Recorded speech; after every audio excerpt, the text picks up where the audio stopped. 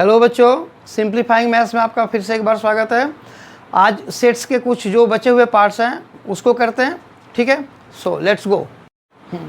चलो, तो अभी हम इक्वल सेट्स या इनइक्वल सेट्स अभी हम डिस्कस करने जा रहे हैं, ठीक है। सपोज ए इक्वल टू लिखा हुआ है x such that x is letters of word wolf, okay. B equal to x such that x is letters of follow. ये कौन सा फॉर्म है? ये सेट बिल्डर फॉर्म है, ठीक है ना।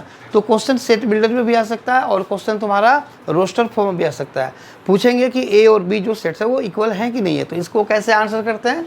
तो सबसे पहले हमें here A is equal to, पहले हमें इसको रोस्टर फॉर्म में चेंज करना पड़ेगा। तो ए इज़ इक्वल टू, देखो रोस्टर फॉर्म में चेंज करोगे तो WOLF, इसको तुम स्टार्टिंग से लिखो या किसी भी ऑर्डर में लिखो, कोई फ़र्क नहीं पड़ेगा। तो उसी ऑर्डर में हम लिख देते हैं W, जो इनके जो लेटर्स हैं सारे लेटर्स अलग अलग हैं, तो ये हो गया हमारा ओल्फ, ठीक है। तो इसमें 4 लेटर आ गए, ठीक है। अब हम जो लेटर्स फॉलो है उसके भी रोस्टर फॉर्म में लिखेंगे।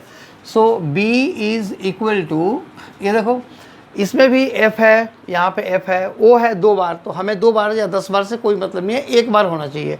तो 1 बार ये आ गया, क्योंकि अब रिपीट तो करते नहीं है। जब हम उसके मेंबर्स को लिखते हैं तो एलिमेंट को लिखते हैं, तो L भी 2 बार है, 1 ही बार लिखेंगे तो सेम आ गया। ये देखो W O L और F आ गया। So since all elements of set A is in set B, therefore set A is equal to set B।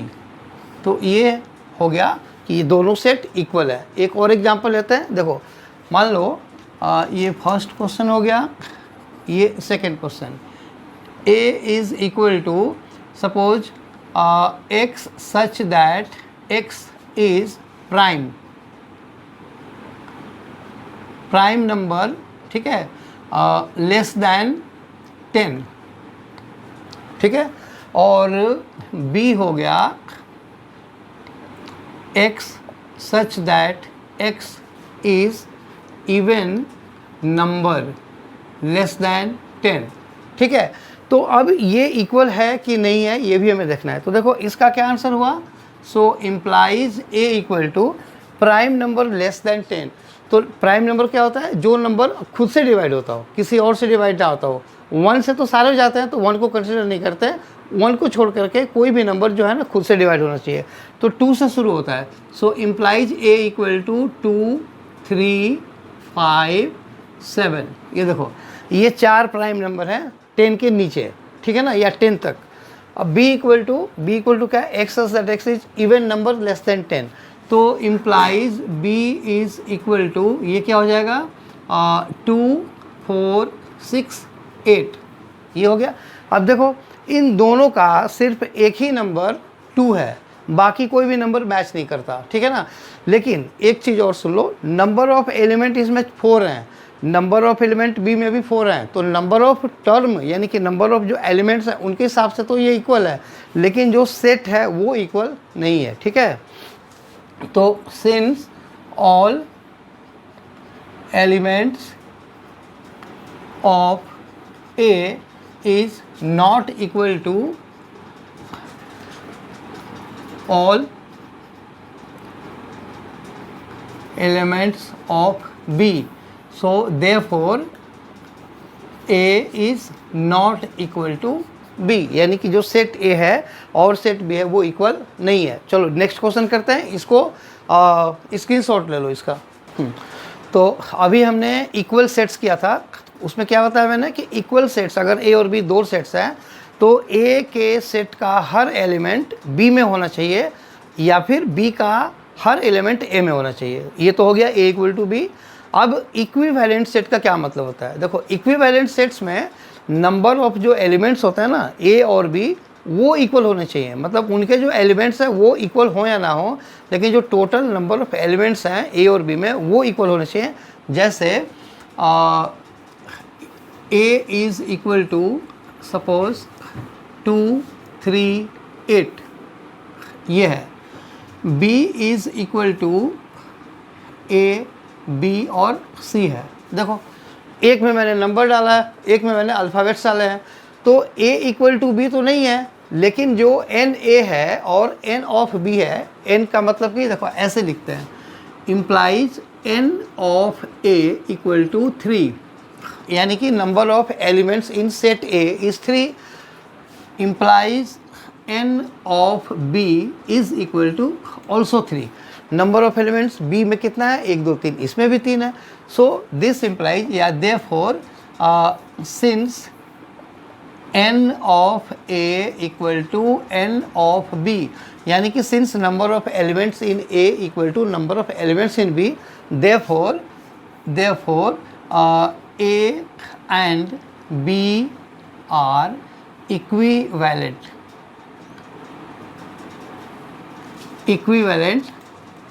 Sets, यानी कि नंबर ऑफ एलिमेंट इक्वल होना चाहिए। ठीक है, और अब मैं फिर से इक्वल वाला एक और रीजन यहाँ पे देता हूँ कि इक्वल, ये इक्वल क्यों हो रही है, since all elements in A is not equal to all elements in B। देखो A का कोई भी एलिमेंट B के अंदर नहीं है। All element in A is not equal to all element of B, और ऑल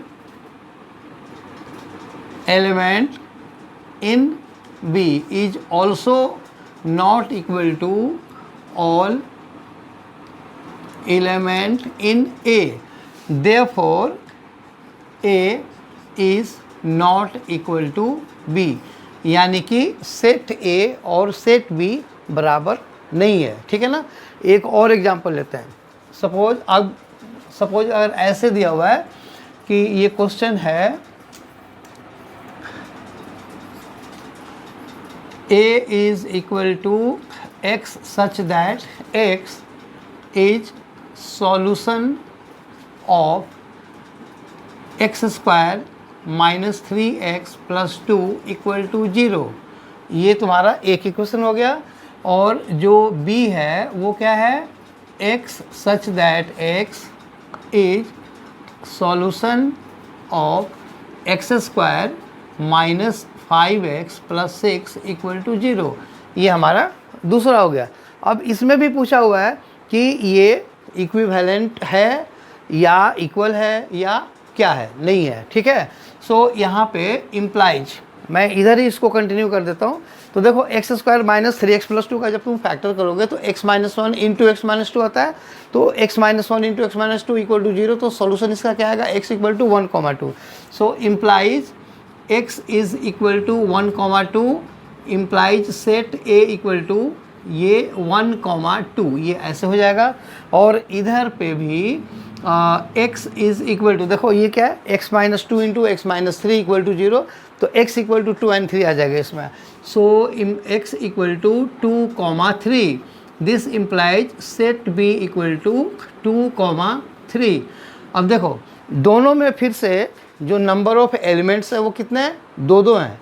सो देयरफॉर, या ऐसा लिखो, since n of a equal to n of b equal to 2 मतलब कि इसमें नंबर ऑफ जो एलिमेंट है वो कितना है, 2 हैं। So therefore a and b are equivalent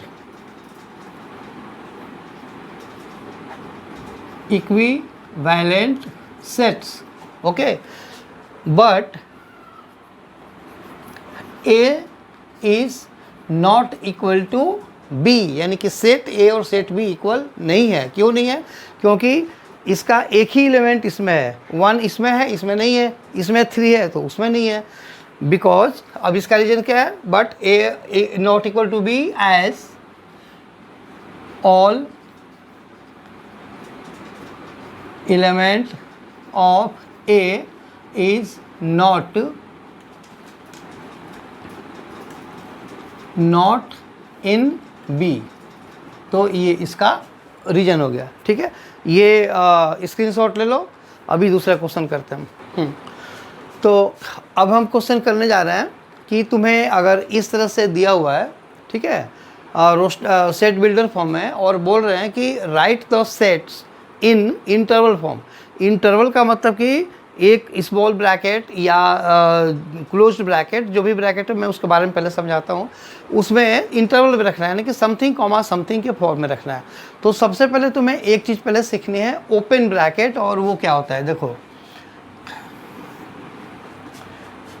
इसको हम बोलते हैं दिस और ऐसे, ठीक है, इसको बोलते हैं इक्वल टू ओपन ब्रैकेट। ठीक से समझो, इसको हम क्या बोलते हैं, ओपन ब्रैकेट। ओपन ब्रैकेट का मतलब होता है कि इधर जो नंबर्स है ना, जिससे मान लो कि a, b है, दिस और a, b, ओपन ब्रैकेट, इसका मीनिंग होता है कि a and b not included। ठीक है, तो ओपन का मतलब होता है कि a एंड b, यानी कि जो दोनों नंबर्स हैं, नॉट इंक्लूडेड। इसका अगर जब हम नंबर लाइन बनाते हैं ना, सपोज अगर ये a है और ये अगर b है, तो इसमें क्या होता है कि ऐसे और ऐसे, यानी कि हॉलो सर्कल होता है, ठीक है ना। तो ये बाकी इसके बीच में, यानी कि इसको थोड़ा सा हम ऐसे डार्क कर देंगे, ठीक है ना। तो ये हो गया हमारा a b ओपन ब्रैकेट, ठीक है। लेकिन अगर लिखा हो ऐसे a और b and close bracket this, बस ये क्योंकि ओपन था तो इसके दो थे, इसका मतलब होता है equal to closed bracket. Closed bracket का मतलब होता है कि a और b बोथ नंबर इंक्लूडिंग, ठीक है, a and b both number including, ठीक है। अब इसका देखो फिगर कैसा होता है, इसका फिगर होता है जो बनाया था ऊपर वही बनेगा, ये a हो जाएगा, ये b हो जाएगा, और इसमें ना डार्क सर्कल ऐसे होगा, देखो, और इसको भी थोड़ा सा ओवरराइट कर दो, ठीक है ना, क्योंकि देखो ये हो गया, इसमें डार्क सर्कल है और इसमें हॉलो सर्कल है, ठीक है। ये हो गया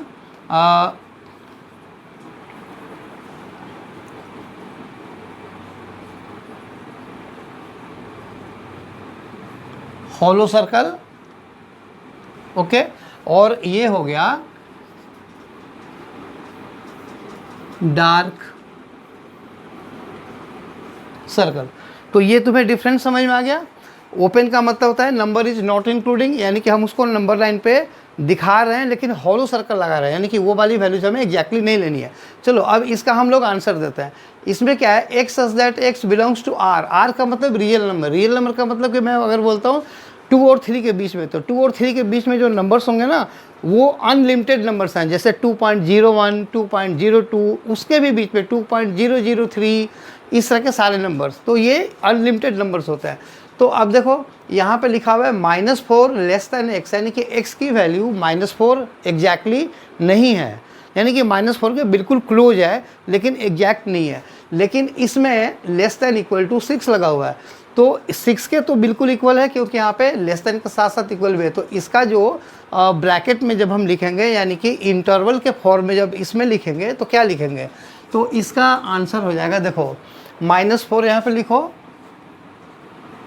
(6 लिखो, ब्रैकेट ध्यान से देखो, -4 लेस दैन एक्स, यानी कि इसमें इक्वल टू नहीं है, तो इक्वल टू नहीं है तो ये वाली ब्रैकेट आएगी, और x less than equal to, ये इक्वल टू है मतलब कि ये क्लोज, यानी कि ये इंक्लूडिंग है, तो इस वाले में ये आएगी।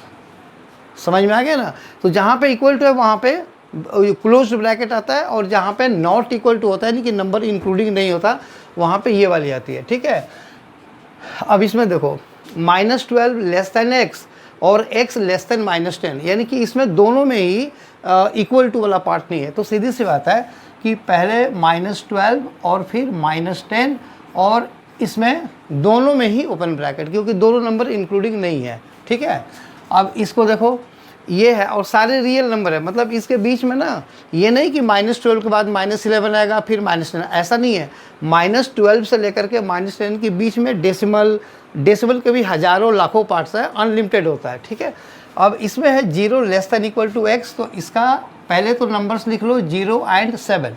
अब सोचो ओपन और क्लोज के बारे में। देखो 0 में इक्वल टू है, x की वैल्यू इक्वल टू 0 भी है, तो 0 में आएगा ये वाली ब्रैकेट यानी कि close bracket, x less then 7 यानी कि इसमें ओपन आएगा ये वाली ब्रैकेट। आई होप कि ये सब समझ में आ गया। अब देखो यहाँ पे 3 less than equal to x और x less than equal to 4 यानी कि इसमें दोनों ही नंबर में इक्वल है।